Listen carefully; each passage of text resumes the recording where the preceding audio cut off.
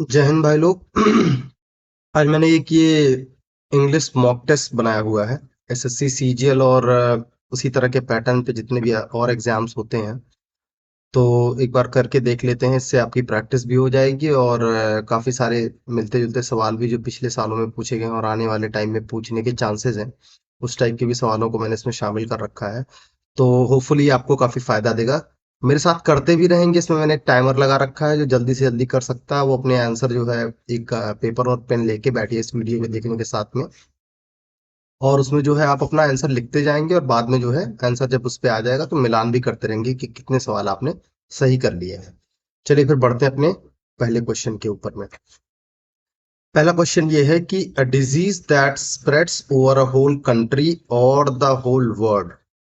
अब इसमें जो है ऑप्शन देखिए आपके सामने आ रहा है, आप देख पा रहे हैं। Pandemic, contagious, infectious and endemic. अब इसमें जो है आपको सारे वर्ड की मीनिंग देखिए। यहाँ पर जो है एक बीमारी के बारे में कहा जा रहा है, एक ऐसी बीमारी जो कि किसी देश में फैल जाए या फिर पूरी की पूरी दुनिया में फैल जाए। जैसे अगर इसका एक एग्जांपल बताऊं, तो जैसे कोरोना, तो कोरोना को महामारी बोलते हैं और इसको कई जगह आपने पढ़ा भी होगा। इसका आसान सा आंसर है पैंडेमिक। पैंडेमिक उस बीमारी के लिए इस्तेमाल किया जाता है जहां पर हमें ये होता है कि ये बीमारी जो है बहुत बड़े पैमाने पे व्यापक रूप से, विश्व स्तरीय व्यापक रूप से फैली हुई है। अब यहाँ पर एक बाकी वर्ड्स का भी मतलब एक बार देख लेते हैं। कॉन्टेजियस उस बीमारी के लिए बोलते हैं कि जो फैलती है एक दूसरे से, एक से दूसरे में, दूसरे से तीसरे में, तीसरे से एक चेन सी बन जाती है। इस बीमारी को हम बोलते हैं कॉन्टेजियस। एंडेमिक वो होती है जो एक पर्टिकुलर एरिया के अंदर में फैलती है। जैसे आपने सुन रखा होगा कि भाई गोरखपुर के अंदर में जैपनीज इंसेफेलाइटिस नाम की एक बीमारी थी। वो बच्चों में काफी काफी टाइम तक जो है फैली हुई थी। तो एक पर्टिकुलर एरिया के बीच में जो फैलती है बीमारी, उसे एंडेमिक बोलते हैं। इन्फेक्शियस उस डिजीज को बोलते हैं कि भाई एक ऑर्गन में, आपके बॉडी के एक ऑर्गन में के अंदर में हुई और वो जो है बाकी ऑर्गन्स के अंदर में फैल जाए। कहीं यहाँ हुई तो फिर यहाँ भी फैल गई, या फिर पेट के अंदर में फैल गई, या फिर कहीं और फैल गई। तो ये इन्फेक्शियस होती है, इन्फेक्शन फैला देती है, बीमारी अपने आप में आगे बढ़ जाती है। चलिए भाई एक बार इसका जो है वो देख लेते हैं आंसर। तो जी हाँ, हमारा आंसर सही था, पैंडेमिक ही इसका सही आंसर है। अब अपने अगले सवाल पे बढ़ते हैं। अगला सवाल है हमारा, select the most appropriate antonym of the given word conformity. अब यहाँ पर ध्यान देने वाली बात है, इस टाइप के सवाल बहुत पूछे जाते हैं। यहाँ जब ये सवाल आए तो आपको ध्यान देना है कि यहाँ एंटोनिम लिखा है या साइनोनिम लिखा है, इस पार्ट को आपको गौर से देखना है। और ये ध्यान रखना है, एंटोनिम मतलब हो गया विलोम शब्द, और साइनोनिम मतलब हो गया आपका पर्यायवाची। एंटोनिम जो है, एंटोनिम हो गया विलोम शब्द। विलोम मतलब उल्टा, उल्टा अर्थ जो बताएं वो। और साइनोनिम हो गया किसके लिए? पर्यायवाची के लिए। पर्यायवाची मतलब कि समानार्थी शब्द, समानार्थी, एक जैसा जो है जिसका मतलब निकलता हो उसे समानार्थी शब्द बोलते हैं। तो ये तो हो गया इसके लिए, है ना। अब यहाँ पर एक बार ऑप्शंस देख लेते हैं अपने।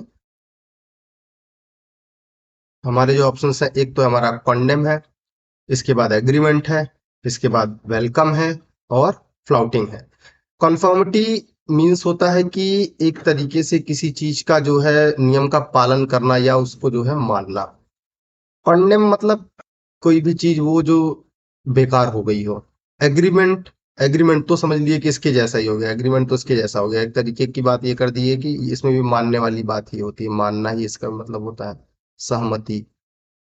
और वेलकम मतलब स्वागत। तो फ्लाउटिंग एक ऑप्शन बचता है, अगर आपको इन तीनों का मतलब पता है और ये तीनों इसका एंटोनिम नहीं है तो चौथा अपने आप सही होता है। वैसे मैं आपको बता दूं, फ्लाउटिंग का मतलब होता है अवहेलना।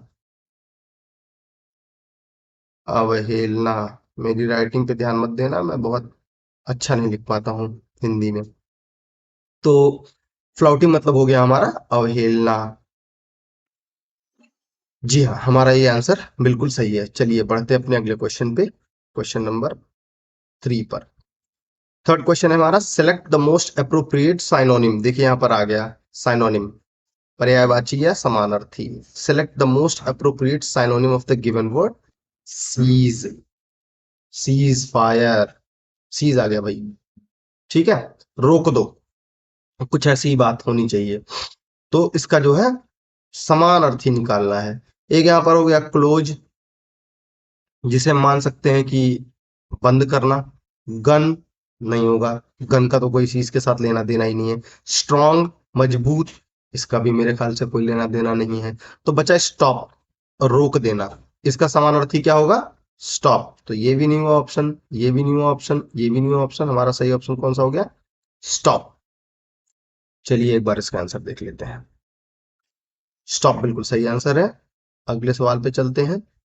अगला सवाल हमारा है, select the most appropriate word for the given group of words. अच्छा भाई, दैट कैन बी हर्ड, ये एक ग्रुप ऑफ वर्ड है जिसका हमें एक वर्ड में मतलब निकालना है कि कोई एक वर्ड जो इस पूरे इस इतने सेंटेंस को जो है, ग्रुप ऑफ वर्ड को जो है डिफाइन कर दे। तो भाई इसमें तो Audible, that can be heard, वो जो सुना जा सकता है, हियर से यहाँ बना हुआ है। हियर वर्ड जो होता है, हियर वर्ड जो है इससे बना हुआ है। हियर मतलब सुनना। ऑडिबल पहला ऑप्शन ही सही है। कुछ लोगों ने कर भी दिया होगा। फेंट, बेहोश होना, नहीं। एकोस्टिक्स, ये भी साउंड से रिलेटेड ही है, लेकिन इसका मतलब ये बिल्कुल भी नहीं है, दैट कैन बी हर्ड, ऐसा नहीं है, ये भी गलत है। इनऑडिबल, जो सुनाई ना दे। तो भाई हमें तो अप्रोप्रिएट वर्ड इस ग्रुप के लिए निकालना है, तो ये भी गलत है। हमारा सही ऑप्शन क्या होगा? ऑडिएबल। चलिए भाई चेक कर लेते हैं। बिल्कुल सही जवाब है। 1 करोड़ रुपए आप भी जीत गए और मैं भी जीत गया। चलिए अब दूसरे टाइप का सवाल यहां पर है, select the most appropriate option to substitute the underlined segment in the given sentence. If there is no need to substitute it, select no improvement. मतलब ये है भाई कि ये जो इनका जो मोटा वाला हाईलाइट करके इन्होंने दिखाया हुआ है, underline segment. I usually, underline means ये इसको बोल रहे हैं अंडरलाइन, अंडरलाइन तो दिख ना रहा। I usually did not took salt, हालांकि सवाल ये मैंने ही बनाए हैं। माइट बी इस बॉक्स के नीचे में जो है अंडरलाइनिंग हो गई हो या मेरे से गलती हो गई हो, बट ये हाईलाइटेड पार्ट जो है, ये जो थिकर बोल्ड पार्ट है, इसी पार्ट का जो है हमें सब्स्टिट्यूट निकालना है। I usually did not took salt in my food. I usually did not took salt in my food. थोड़ा सा और लग रहा है, चलिए देखते हैं ऑप्शन में क्या क्या है। Do not takes, I usually do not takes, नहीं, गलत है। I usually do not take, I usually do not take, I के साथ डू नॉट टेक। मेरे ख्याल से ये ऑप्शन आपका सही है। ये तो गलत है, क्योंकि यहाँ पर टेक के साथ एस लगा हुआ है और यहाँ पर एस नहीं लगेगा इस सेंटेंस के अंदर में। I usually have not taken, usually मतलब कि अक्सर, ज्यादातर, प्रायः, यहाँ इस वर्ड का मतलब ये है। तो इसके होने की वजह से ये भी गलत हो जाएगा। I usually no improvement salt in my food, ये तो बिल्कुल कहीं से कहीं भी जो है इसका कोई मैच नहीं है। इन दोनों के बीच में कंफ्यूजन आपको हो तो आप हमेशा ध्यान रखेंगे कि एस जो होता है वो आई के साथ में नहीं लगता है किसी भी वर्ब के अंदर में। तो हमारा सही ऑप्शन क्या होगा? Do not take. I usually do not take salt in my food, ये हमारा ऑप्शन सही है। बढ़ते हैं क्वेश्चन नंबर 6 की तरफ। Select the correctly spelled word. अब यहां पर जो है हमें स्पेलिंग चेक करनी है, और ये हमारे जो है 4 वर्ड दिए हुए हैं। चलिए भाई, पहला वर्ड है हमारा डिसीट, ये सही है बिल्कुल। इसे आप चाहेंगे तो गूगल करके या डिक्शनरी में चेक कर लेंगे, आपके पास जो भी डिक्शनरी हो, ये वर्ड सही है। डिसियोट, ये भी गलत है, ये भी गलत है, और ये भी गलत है। तो हमारा सही ऑप्शन क्या है? 1। ठीक है, बढ़ते हैं क्वेश्चन नंबर 7 पे। Select the most appropriate option to fill in the blank. My relation, blank space, him are not, friendly. My relation, blank space, him are not, friendly. Option 1 between, option 2 to, option 3 with, 4 is far. चलिए भाई, अगर आप कर चुके हैं तो मैं एक बार इसको करता हूं। बिटवीन, माई रिलेशन बिटवीन हिम गलत होगा क्योंकि यहाँ पर बिटवीन का इस्तेमाल नहीं होगा। माई रिलेशन टू हिम, ये भी नहीं सही होगा। माई रिलेशन विथ हिम, ये करेक्ट आंसर होगा। माई रिलेशन उसके साथ, मेरा रिश्ता उसके साथ दोस्ती वाला नहीं है, दोस्ताना नहीं है, मित्रतापूर्ण नहीं, मित्रता वाला जो रिलेशन है वो नहीं है। माई रिलेशन फॉर हिम, ये भी गलत ऑप्शन है। तो ये तीन ऑप्शन हमारे एलिमिनेट हो गए और हमारा ये ऑप्शन हो गया सही। हमारा ऑप्शन थर्ड जो है ये सही है। चलिए भाई क्वेश्चन नंबर 8 की तरफ बढ़ते हैं। इसमें क्या इंस्ट्रक्शन है? Identify which part of the sentence has a grammatical error. यहाँ पर जो है हमसे ग्रामेटिकल एरर पूछी जा रही है। If a sentence is free from error select no error. अच्छा भाई, यहाँ एक ऑप्शन ये भी है, अगर एरर नहीं है तो हम नो एरर पर भी क्लिक कर सकते हैं। Neither the workers nor the owner were caught red handed. अच्छा भाई, यहां पर ये कहा जा रहा है कि ना तो मजदूर और ना ही मालिक वर कॉट रेड हैंडेड। अच्छा भाई, जब इस तरह के सेंटेंस को हम पढ़ते हैं ग्रामर के अंदर में, तो वहां पर एक चीज हमें ध्यान देना होता है कि अगर एक ग्रुप और एक सिंगुलर सब्जेक्ट की बात करी जाए तो उसके बाद हम सिंगुलर का ही प्रयोग करेंगे वर्ब में। ठीक है, तो इस तरह के सेंटेंस के ऊपर में हम यहाँ पर नो एरर नहीं है, एरर है। Neither the workers, neither the workers यहाँ भी नहीं है, एरर। कॉट रेड हैंडेड, यहाँ तो बिल्कुल भी नहीं है। नॉट द ओनर वॉच, यहाँ पर वर्ब की जगह फर्स्ट फॉर्म लगेगा इसका। ठीक है, तो इस जगह पर मिस्टेक है इस सवाल के अंदर में। एक बार आंसर चेक करते हैं। बिल्कुल सही है भाई, बिल्कुल सही है। चलिए भाई, अगले सवाल की तरफ बढ़ते हैं। Find the correct option for the given blank space 1। अच्छा, ऊपर पढ़ना है हमें। Fill in the blanks in the passage given below with the appropriate word from the given option. ये एक पैराग्राफ है। इस पैराग्राफ के अंदर में कई जगहों पर नंबरिंग करके जो है ब्लैंक स्पेस दिया हुआ है। उस ब्लैंक स्पेस के अंदर में एक करेक्ट वर्ड हमें जो है चुनना है। तो यहाँ पर जो है पहले के लिए पूछा जा रहा है, फर्स्ट वाले के लिए, इस वाले नंबर के लिए पूछा जा रहा है। ये सवाल बहुत ही कॉमन पैटर्न है आजकल पूछा जाने का, और लगभग लगभग हर एग्जाम जहां पर इंग्लिश का पेपर होता है वहां इस टाइप का सवाल जरूर आ रहा है, और इसमें मिस्टेक के चांसेस बहुत होते हैं। तो आपको बहुत गौर से इसमें ऑप्शंस को देखना होगा और उस सेंटेंस के अंदर में सेट करके देखना होगा कि जो है जो ऑप्शन, कौन सा ऑप्शन है जो कि सबसे बेस्ट बैठेगा। तो यहाँ पर हमने देखा कि I realized, I obtain, I realized, I obtained that I, one of the two men by sight, one of the two men by sight. Okay. Third, I cover that I, नहीं ये तो नहीं होगा। I received that I, ये भी नहीं होगा। हमारे पास ये दो ऑप्शन बच रहे हैं, ऑब्टेन और रियलाइज्ड। मुझे मुझे ऐसा लगता है कि मुझे जो है ऑप्शन 1 के साथ जाना चाहिए। आई रियलाइज्ड, मुझे एहसास हुआ, दैट आई। अब यहाँ पर जो भी अगला वर्ड आएगा उसके साथ में एक कंप्लीट सेंटेंस ये बन सकता है। ऑब्टेन मतलब कुछ हासिल करना, यहाँ पर ये वर्ड भी उपयुक्त नहीं होगा। आई रियलाइज्ड दैट आई, अभी आगे इसका अगला जब आएगा तो आपको और क्लियर समझ में आ जाएगा। Realize the right answer. बढ़ते हैं नेक्स्ट पे। अब यहाँ पर ये पूछेगा, जब आपको क्वेश्चन पेपर में मिलेगा तो ये सारे ऑप्शंस जो है एक साथ मिलेंगे, तो आप और अच्छे से इसको जो है स्टोरी को सेट कर पाओगे। यहाँ पर तो हम एक एक करके कर रहे हैं तो थोड़ा सा आपको परेशानी हो रही होगी। तो आई realize that I keen one of the two man, no. I realize that I show, no. I realized that I kept, no. I realized that I knew, yes। यही एक ऑप्शन बचा है तो वैसे भी ये सही है। I knew, मैं जानता था। I realized, मुझे ये एहसास हुआ, मुझे ये एहसास हुआ, realized that I knew, I knew one of the two man, उन दोनों आदमियों में से एक को मैं पहचान रहा हूं। One of the two man by sight, देखने से पहचान रहा हूं। And I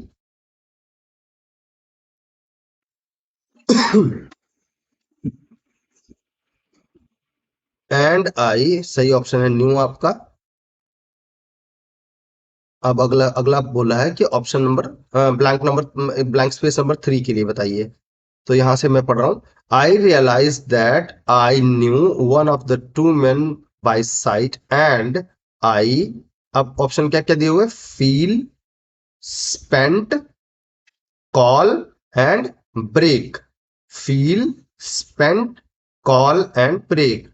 I feel, I feel, अच्छा, I feel a few seconds, नहीं सेकंड को क्या ही फील करेगा, कोई सेकंड फील करता नहीं। I spent a few second, ये हो सकता है ऑप्शन हमारा। चलिए बाकी के दोनों देख लेते हैं, फिर इसके बाद इस पे बढ़ेंगे। I call a few second, no. I break few second, no. I spent few seconds thinking why, मैंने कुछ समय बिताया। आई रियलाइज्ड, मुझे ऐसा लगा। दैट आई न्यू, मैं जानता था। One of the two man by side, उन दोनों में से एक आदमी को। And I spent a few second, मैंने थोड़ा सा समय, एक फ्यू सेकंड, कुछ सेकंड्स बिताया। थिंकिंग वाई, तो यहां पर ये लाइन बहुत अच्छे से फिट हो रही है। Spent will be the right answer. Spent is the right answer. Next पे हम लोग चलते हैं। अगला हमारा है 4 नंबर। 4 नंबर के लिए फिर हमारे ऑप्शंस ये आए। नंबर 1 शॉट, नंबर 2 केव, नंबर 3 वॉक, नंबर 4 क्लाइंब्ड। अब हम जो है, I realized that I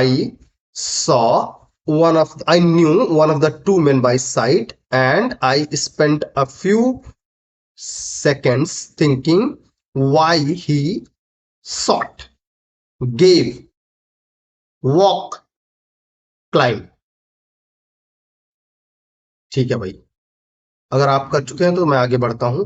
Sought, why he sought me out on a Sunday afternoon।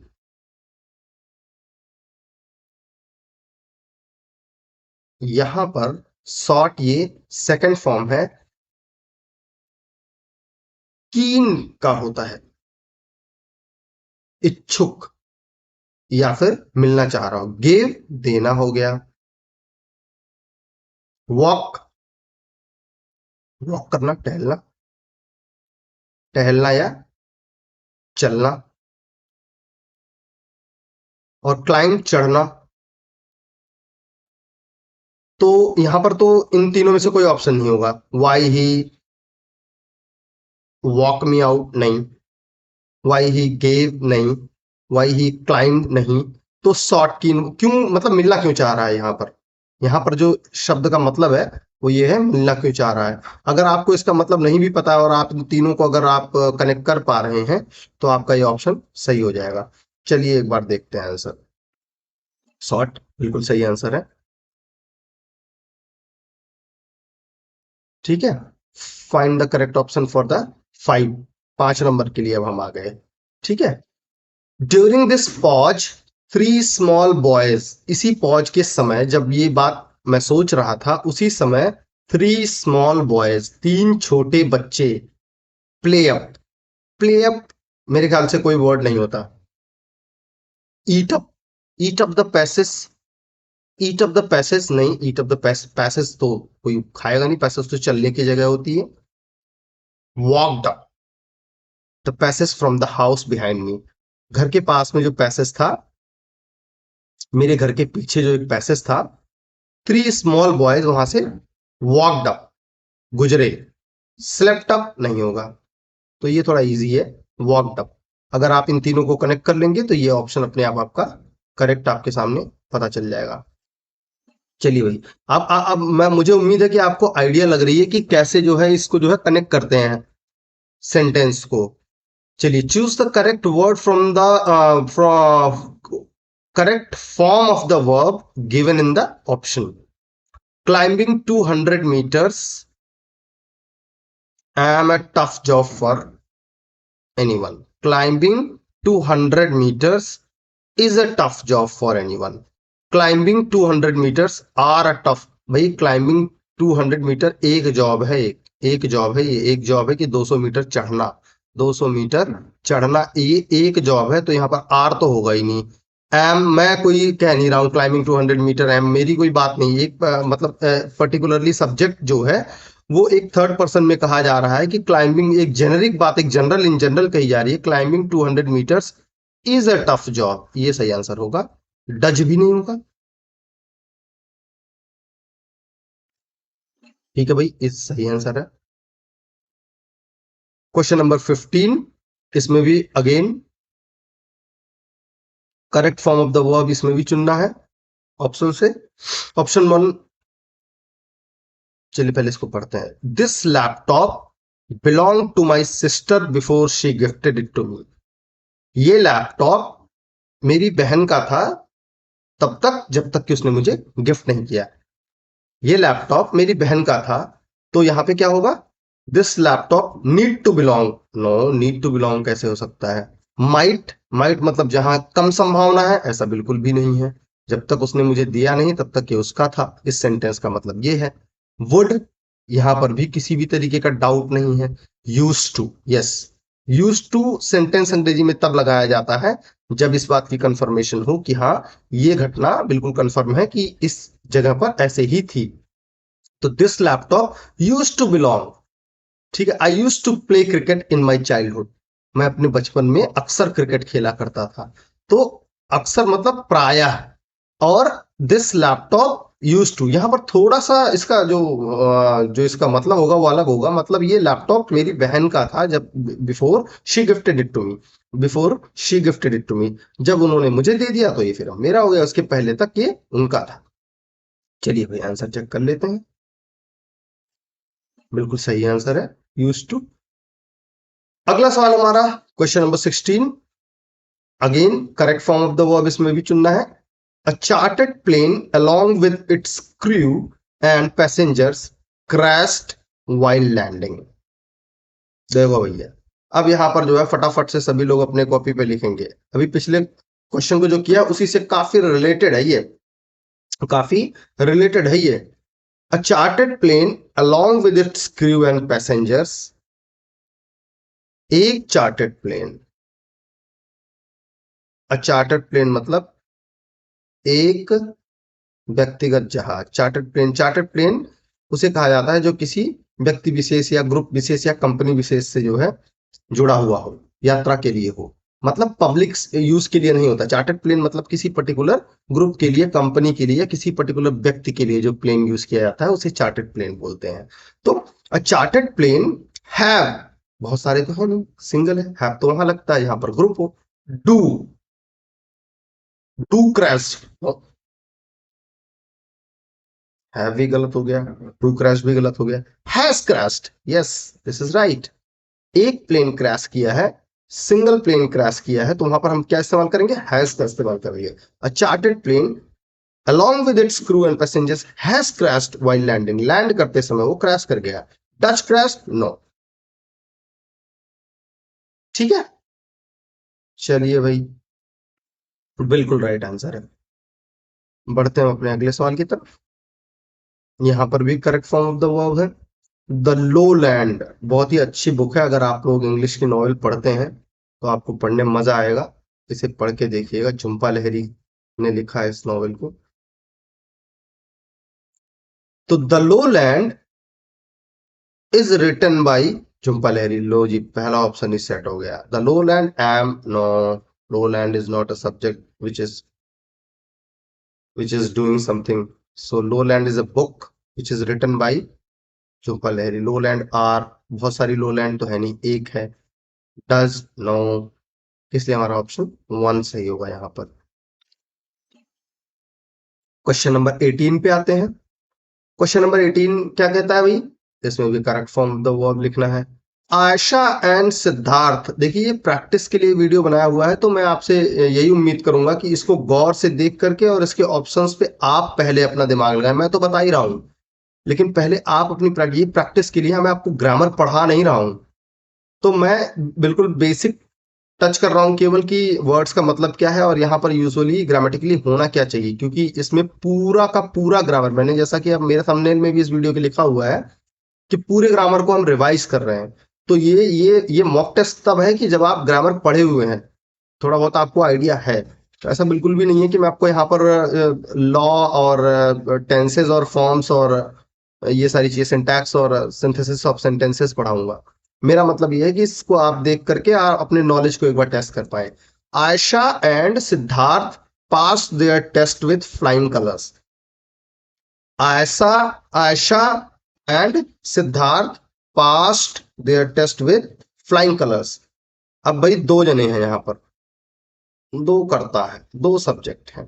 Ayesha and Siddharth. Has नहीं होगा, हैव यस होगा क्योंकि दो जने हैं। इज नहीं होगा, आर नहीं होगा, है ना। पास्ट है इसलिए आर नहीं होगा क्योंकि ये कर चुके हैं, ये कर चुके हैं, तो इसलिए हैव इसका सही आंसर होगा। देख लेते हैं। मैं उम्मीद करता हूं कि आप मेरे साथ साथ करते जा रहे हैं, नोट करते जा रहे हैं और अपने आंसर मिलाते जा रहे हैं। Fill in the blank with the most suitable form of the given verb. Most suitable form, कौन से फॉर्म में वर्ब लगेगी ये देखना है हमें यहां पर। तो इफ ही, गो ओवर है जिसका सही सूटेबल फॉर्म यहां पर हमें लिखना है। इफ ही, गो ओवर का सही form, his notes yesterday, he would have passed the exam with good grades। अगर उसने अपने नोट्स को कल पढ़ लिया होता या अपने नोट्स के थ्रू, अपने नोट्स से गो थ्रू हुआ होता कल, तो वो अच्छे ग्रेड्स के साथ अपने एग्जाम को पास कर लेता। इफ ही, अब यहां पर जो है आपको एक बार देखना पड़ेगा ऑप्शन को कायदे से, मैं हिंदी में एक बार ट्रांसलेट करके आपको बोल रहा हूं। इफ ही, अगर उसने अपने नोट्स को कल अपने नोट्स से एक बार गो थ्रू हुआ होता तो वो अपने एग्जाम को अच्छे से पास कर लेता। तो अपने नोट्स के थ्रू गो थ्रू हुआ होता। तो वेंट ओवर नहीं, गलत है। Would have gone over, would have gone, यहां पर थोड़ा सा ये एक डाउट क्रिएट करने वाला जो है सेंटेंस है, तो यहां भी नहीं होगा। गो ओवर बिल्कुल नहीं होगा, पास्ट की बात करी जा रही है। अब एक ऑप्शन बचा, यही सही है। If he had gone over his notes yesterday, अगर गो थ्रू हुआ होता अपने नोट्स से, he would have pass the exam with good grades. बिल्कुल सही आंसर है।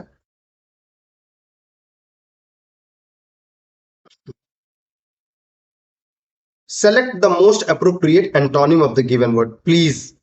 विलोम। लो भाई, मजेदार सवाल है। Unplease, no please, displease, mis please. तो unplease, sorry, no please, displease and mis please. अब भाई इसमें कौन सा आंसर होगा? सब प्लीज ही प्लीज है। देखिए, कर लिया आपने। चलिए भाई, अनप्लीजिंगली, डिसप्लीजिंग, ये दोनों तरह के वर्ड इस्तेमाल किए जाते हैं। नो प्लीज नहीं, मिस प्लीज भी कहीं कहीं पर किसी किसी तरीके से इस्तेमाल किया जाता है।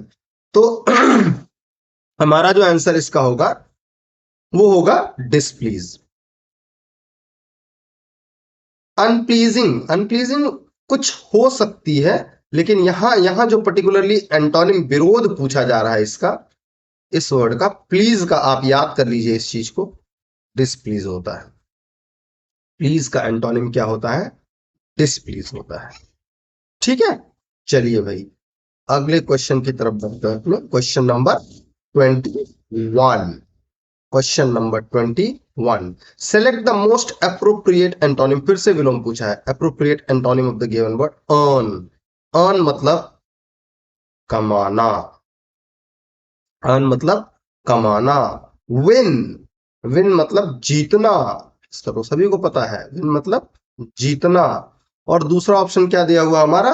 लूज, लूज मतलब हारना या खोना। यहां कमाना और खोना, पाना और खोना, ये आंसर आपका सही होगा। विन तो जो है आपका इसके समानार्थी हो गया। ऑप्टेन ये भी समानार्थी हो गया, ये भी ऑप्शन नहीं सही। डिजर्व ये तो कहीं से भी नहीं है, तो हमारा ऑप्शन 2 जो है ये सही हो गया ऑप्शन। चलिए भाई question number 22, 22, 22, 22। Select the most appropriate antonym of the given word filthy. Filthy मतलब गंदा, फिल्थी मतलब गंदा। गंदे का विलोम शब्द बताएं भाई, गंदे का विलोम शब्द बताएं। साफ सुथरा, अच्छा, है ना भाई, साफ सुथरा और अच्छा।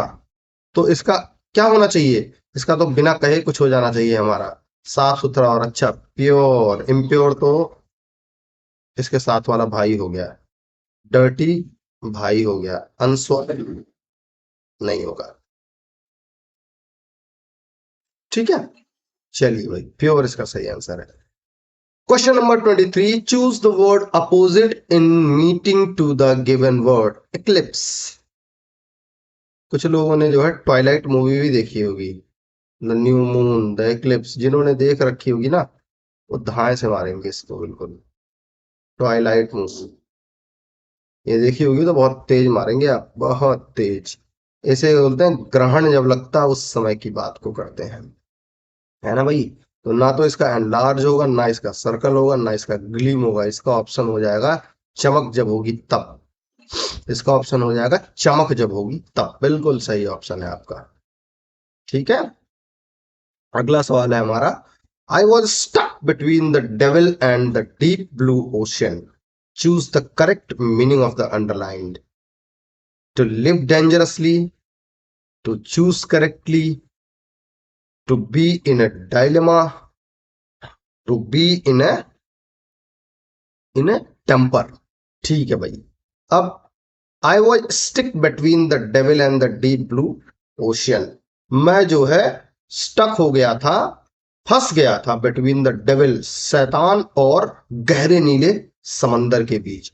टू लिव डेंजरसली रहना, खतरनाक तरीके से रहना। टू चूज करेक्टली सही तरीके से चुनना। टू बी इन डायलेमा उहापोह की स्थिति में होना। टू बी इन टेम्पर गुस्से में होना। तो ये वाला जो पार्ट है ये कह रहा है कि शैतान और डीप ब्लू ओशियन की स्थिति में आ जाना, मतलब एक तरफ कुआं एक तरफ खाई। यहाँ मतलब क्या है, एक तरफ कुआं और एक तरफ खाई, और एक तरफ खाई। ये वाला इसका मुहावरा है, जिसके लिए टू बी इन डायलेमा वाली सिचुएशन सही होगी। चलिए भाई लास्ट क्वेश्चन हम अपना करने जा रहे हैं इस मॉक टेस्ट का। Select the most appropriate antonym of the given word. लो वही फिर से विलोम शब्द, विलोम शब्द ही विलोम शब्द है। क्रूअल बहुत इजी है, इसको करके अपना कॉन्फिडेंस फटाफट बढ़ा लीजिए। चलिए भाई मुझे कहने की जरूरत नहीं है, मैं ऐसे ही आंसर पे लगा दे रहा हूँ, ठीक है। ये उन लोगों के लिए है जो सोच रहे होंगे कि मेरे आधे क्वेश्चन गलत हो गए हैं, तो उनके लिए है। जो ये वाला क्वेश्चन बिना किसी ऑप्शन को बाकी पढ़े भी कर सकते हैं, लेकिन पढ़ना फिर भी जरूरी है। Lovely no, careful no, insane no. तो हमारा सही आंसर हो गया काइंड। चलिए भाई ये तो हो गई हमारे मॉक टेस्ट। अब इस तरह से आप जो है काफी सारे और क्वेश्चंस ऑनलाइन चेक कर सकते हैं। कई सारी वेबसाइट्स हैं, उन पर जाइए, उन पर जा करके आप जो है इस तरह के सवालों को सॉल्व करते रहिए। बहुत से ऐसे सवाल होते हैं जो कि हूबहू एग्जाम में केवल और केवल एक वर्ड की मीनिंग थोड़ी बहुत चेंज होकर के चले आते हैं, और इंग्लिश में आपको प्रैक्टिस खूब करनी पड़ेगी। जितने ज्यादा सवाल आप करेंगे एग्जाम के अंदर में, कॉन्फिडेंस लेवल आपका उतना ही अच्छा होगा, उतना ही अच्छा परफॉर्म करने के आपके चांसेस रहेंगे। इसी बात के साथ मैं अपने शब्दों को विराम देता हूं, और आपसे फिर से एक बार कहता हूं जय हिंद। दिवाली की ढेर सारी शुभकामनाएं। Happy Diwali. Play safe. Crackers वगैरह, पटाखे वगैरह अगर आप चलाते हैं जलाते हैं तो उनको जो है सावधानी के साथ चलाएं। खूब सारी मिठाई खाएं, आपस में प्यार और सौहार्द बांटें। जय हिंद।